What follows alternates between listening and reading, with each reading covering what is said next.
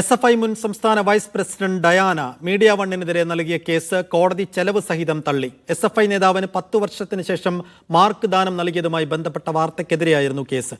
Media one നൽകിയത് പൊതുകാര്യപ്രസക്തമായ വാർത്തയാണെന്ന് കോടതി വിലയിരുത്തി. 2009 കാലിക്കറ്റ് സർവകലാശാല MA വുമൺ സ്റ്റഡീസിൽ പഠിച്ചിരുന്ന SFI നേതാവിന് 10 വർഷത്തിന് ശേഷം മാർക്ക് ദാനം നൽകാനുള്ള സർവകലാശാലയുടെ തീരുമാനം വിവാദമായിരുന്നു.